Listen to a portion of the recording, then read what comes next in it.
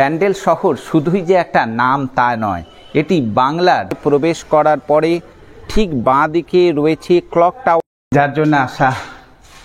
এই যে সেই ঘণ্টাঘর, দীর্ঘ বারান্দা দৃষ্টি যেতে হারায়, গজঘড়ির টিকটিক সময় বলে যায়।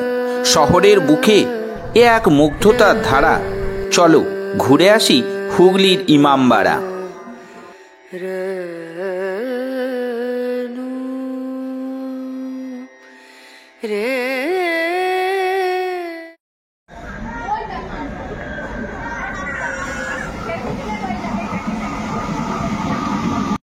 চলে এসছি আজকের প্রথম পর্ব একদম সরাসরি হুগলির ইমামবাড়া থেকে। আর আজকের এই পর্বে আমার যে ব্যান্ডেল ভ্রমণ পর্বের প্রথম পর্বে আপনাদেরকে আজকে আমি ঘুরে দেখাচ্ছি হুগলির ইমামবাড়া। আর আপনারা এই হুগলির ইমামবাড়া কোথায় অবস্থিত, কিভাবে আসবেন, আর এখানকার প্রবেশের সময়সীমা কি আছে, এন্ট্রি ফি কত পড়বে, আর সবথেকে সহজ ট্রান্সপোর্টের মাধ্যমে কিভাবে এই ইমামবাড়া আপনারা কম খরচে ঘুরে যেতে পারবেন, এছাড়া আরও অনেক টুকরো টুকরো আমার মিষ্টি মধুর অভিজ্ঞতা আপনাদের সাথে এই পর্বে আমি শেয়ার করতে চলেছি। তাই এখনও পর্যন্ত যারা আমার চ্যানেল অদ্রিজা এক্সক্লুসিভকে সাবস্ক্রাইব করেননি, অবশ্যই কিন্তু চ্যানেলটিকে সাবস্ক্রাইব করে নিন এই ধরনের আরও নতুন নতুন ভিডিও সবার প্রথমে পাওয়ার জন্য। তো চলুন আজকের পর্বটা এখান থেকে শুরু করি। চলুন সবার প্রথমে জেনে নিই কীভাবে আপনারা হুগলির ইমামবাড়া খুব সহজেই পৌঁছাবেন। প্রথমে আপনারা লোকাল অথবা এক্সপ্রেস ট্রেনে করে পৌঁছে যান ব্যান্ডেল স্টেশনে। 1 নং প্ল্যাটফর্ম দিয়ে বাইরে এসে ডান হাতে পাবেন অটো স্ট্যান্ড। অটো স্ট্যান্ড থেকে শেয়ারে চলে আসতে পারেন খুব সহজেই হুগলির এই ইমামবাড়া। সময় লাগবে 20 মিনিট, আর অটো ভাড়া 20 টাকা। আমি এখন পৌঁছে গেছি হুগলির ইমামবাড়ায়। তো চলুন এবারে ভিতরে চলে যাই। প্রবেশ করে গেছি ইমামবাড়ার ভিতরে। আর এই যে টিকিট দেখতে পাচ্ছেন, এই টিকিট হচ্ছে 20 টাকা প্রাইস মূল্য। সেই 20 টাকা প্রাইস মূল্য দিয়ে আপনি ভিতরে এন্ট্রি করবেন। এন্ট্রি করার পরে পুরো ইমামবাড়া আপনি ঘুরে দেখতে পারবেন। জনপ্রতি 20 টাকা করে এন্ট্রি ফি দিয়ে ভিতরে প্রবেশ করলাম। 1841 সালে এই ইমামবাড়া তৈরির কাজ শুরু হয় আর শেষ হয় 1861 সালে। দীর্ঘ 20টি বছর লাগে এটি তৈরি করতে। হুগলি জেলার অন্যতম পর্যটন কেন্দ্র এই ইমামবাড়া। এই ইমামবাড়ার সবথেকে আকর্ষণীয় জায়গা হলো 85 মিটার উঁচু এই দুটি স্তম্ভ। এর একটি পুরুষ ও একটি মহিলাদের জন্য সংরক্ষিত। দুটি স্তম্ভে মোট 152টি বৃত্তাকার সিঁড়ি রয়েছে। এই হলো প্রবেশ পথ। এন্ট্রি পথ ধরে প্রবেশ করার পরে ঠিক বাঁ দিকে রয়েছে ক্লক টাওয়ার যাওয়ার রাস্তা। আর আপনারা এই রাস্তা ধরে এই ফোয়ারা যেটা রয়েছে তার পাশ দিয়ে সোজা গিয়ে ওই যে কোণে যে রাস্তাটা চলে যাবে একদম গঙ্গার পাড়ে। ওখানেই রয়েছে আপনার সূর্যঘড়ি। আর এই হলো ইমামবাড়ার ভিতরের অংশটা। এই যে অংশ দেখতে পাচ্ছেন, এই রাস্তা ধরে এই যে way to tower clock only gents, দুটো ভাগে ভাগ আছে, মহিলাদের এবং পুরুষদের আলাদা আলাদা। এখানে লেখা আছে দেখুন যে gents only, ladies not allowed. এই রাস্তা ধরে আপনাদেরকে যেতে হবে। টোটাল 152টা সিঁড়ি রয়েছে। 152টা সিঁড়ি শুনে ঘাবড়ে যাবেন এরকম বললে হবে না। আস্তে আস্তে সুন্দরভাবে ধীরে সুস্থে হাঁটবেন, আর তাহলে কিন্তু খুব একটা কষ্ট হবে না। আমার তো বেশ ভালো লাগলো। এই যে চলুন ভিতরে উপরটাতে যাওয়া যাক। অনেকটা উঠে গিয়েছি, আর আরও কিছুটা আছে। যদি মাঝে মধ্যে ঘোরালো সিঁড়ি, খুব একটা অসুবিধা হবে না। যদি হাঁপিয়ে যাচ্ছেন অসুবিধা নেই, বসুন, বসে তারপরে আস্তে আস্তে ধীরে ধীরে উঠুন। পুরো 152টা সিঁড়ি উঠতে উঠতে হাঁপিয়ে গেছি। আর যার জন্য আসা। এই যে সেই ঘন্টা ঘর আপনাদের দেখাবো। আশ্চর্যের ব্যাপার, এত বছর ধরে কি বড় বড় ঘন্টা এখনো পর্যন্ত সঠিক সময় দিয়ে যাচ্ছে, ভাবতে পারা যায়। আর ইতিহাস বইয়ে অনেকবার পড়েছি, ভাবতে পারিনি যে ইউটিউবের দৌলতে, মানে ইউটিউব ভিডিও করার ইয়েতে আজকে ইতিহাসকে এত সামনে থেকে দেখব। একটা মানে দারুণ অনুভূতি। এই দেখুন, ছোট 15 মিনিট অন্তর অন্তর যে ছোট দুটি ঘন্টা আছে বেজে উঠবে, আর যে বড় ঘন্টাটা রয়েছে ওটা 1 ঘন্টা অন্তর অন্তর এভাবেই বাজে।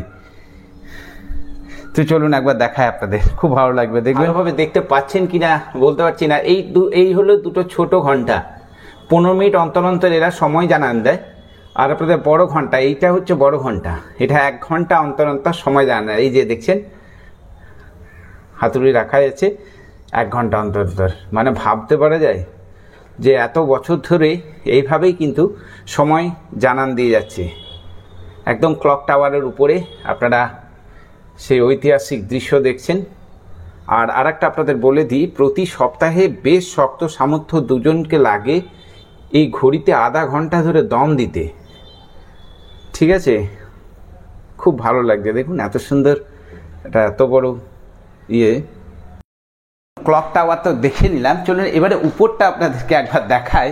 উপরটা থেকে মোটামুটি 150 ফুট উপরে আমরা যখন যাব, আর সেখান থেকে হুগলি শহরটাকে দুর্দান্ত লাগবে পুরো। এত সুন্দর।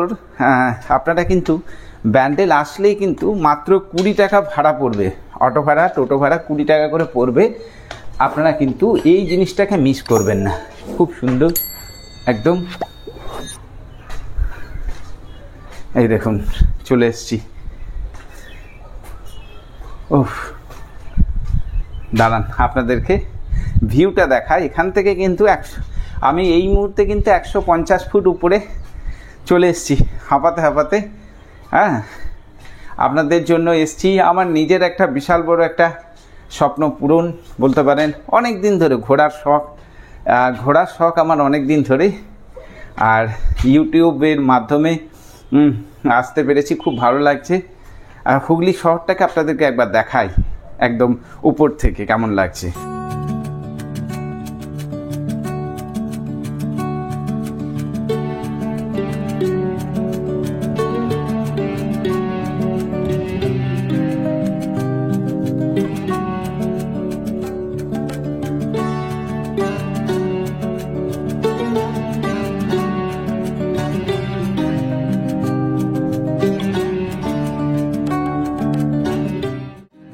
বিখ্যাত দানবীর হাজী মোহাম্মদ মহসিন এই ইমামবাড়ার কাজ শুরু করলেও ইমামবাড়ার কাজ শেষ করার আগেই তিনি মারা যান। তারপর ইমামবাড়ার দায়িত্ব নেন সৈয়দ কারামাত আলী। তার তত্ত্বাবধানেই এই ইমামবাড়ার কাজ শেষ হয়। সেই সময় এই ইমামবাড়াটি তৈরি করতে খরচ হয়েছিল 2,17,413 টাকা। দীর্ঘ 20 বছরের প্রচেষ্টায় তৈরি হয় এই ইমামবাড়া। বর্তমানে এই ইমামবাড়ার উপরের ঘরগুলো মাদ্রাসা হিসাবে ব্যবহৃত হলেও নিচের ঘরগুলি ব্যবহার হয় না, ফলে সেগুলো এখন বন্ধ হয়ে পড়ে আছে।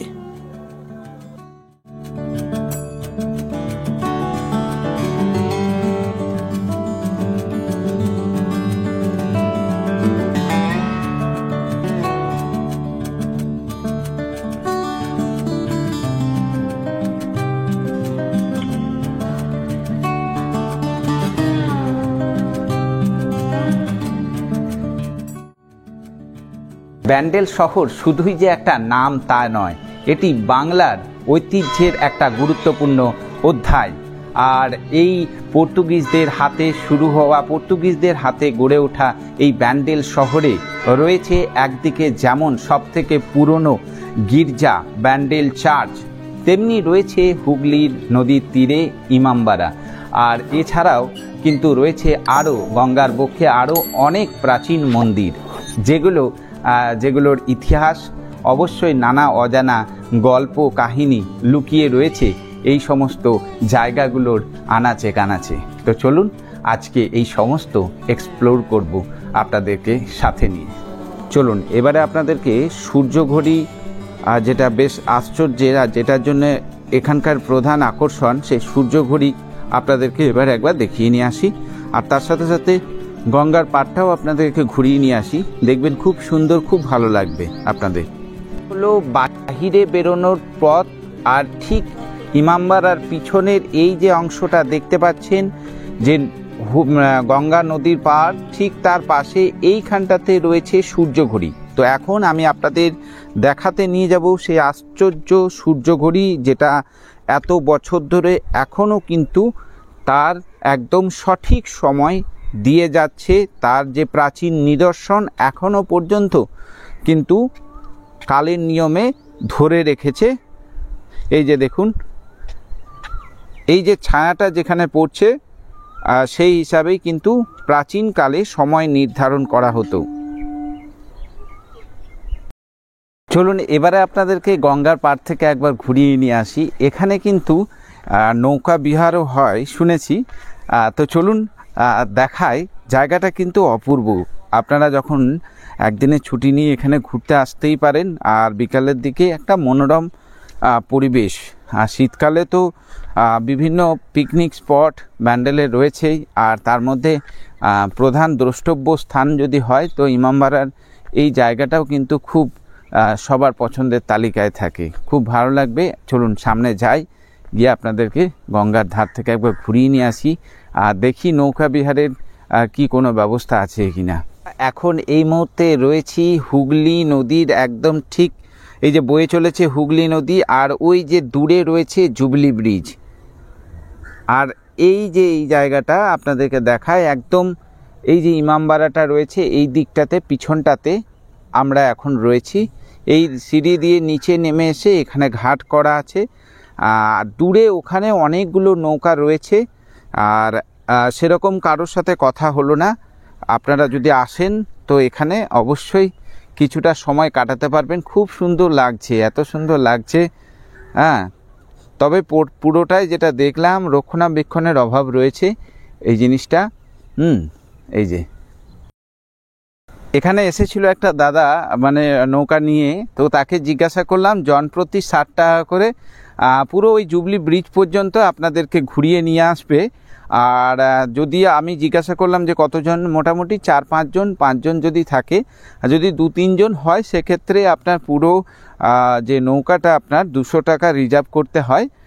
তো আপনারা যখন বিকালের সময় আসবেন আপনারা অবশ্যই কিন্তু ঘুরে দেখতে পারেন। খুব সুন্দর কিন্তু লাগবে, পরিবেশটা কিন্তু দুর্দান্ত। আর একদিনের ছুটিতে পরিবার নিয়ে ঘুরতে আসাটা মানে বেশ, আমার তো বেশ ভালো লাগলো জায়গাটা। আপনারা অবশ্যই কমেন্ট করে জানাবেন কারা কারা এই হুগলির ইমামবাড়া ঘুরে গিয়েছেন। আজকে আমার এই ব্যান্ডেল সিরিজের প্রথম পর্ব আপনাদের কেমন লেগেছে? আপনাদের মূল্যবান মতামত অবশ্যই কিন্তু কমেন্টে জানাবেন। আর কোথায় কোথায় আপনারা আমার ভিডিওর মাধ্যমে ঘুরতে যেতে চান সেটাও জানাতে পারেন। অবশ্যই আমি আপনাদের কথা মতো সেই জায়গা আপনাদেরকে ঘুরিয়ে দেখাবো। আজকের পর্বটা তাহলে এখানে শেষ করছি। যারা নতুন বন্ধু এসেছেন তাদের অনুরোধ করব, এখনও যারা আমার চ্যানেল সাবস্ক্রাইব করেননি, সবার প্রথমে আগে সাবস্ক্রাইব বাটনে ক্লিক করে সাবস্ক্রাইব করে পাশে থাকা নোটিফিকেশন বেল আইকনটি প্রেস করতে ভুলবেন না। আর সর্বপ্রথম আমি তো আপনাদের একটা কথা জানাতে ভুলে গেছি, নতুন যারা দেখছেন আমি আমার পরিচয়টা দিয়ে দিই। আমি সুমন সরকার, আর আপনারা দেখছেন আমার চ্যানেল অদ্রিজা এক্সক্লুসিভ। তো চলুন আজকের পর্বটা এখানে শেষ করলাম। সকলে ভালো থাকবেন আর অবশ্যই অপেক্ষায় থাকবেন দ্বিতীয় পর্বের জন্য। বাই।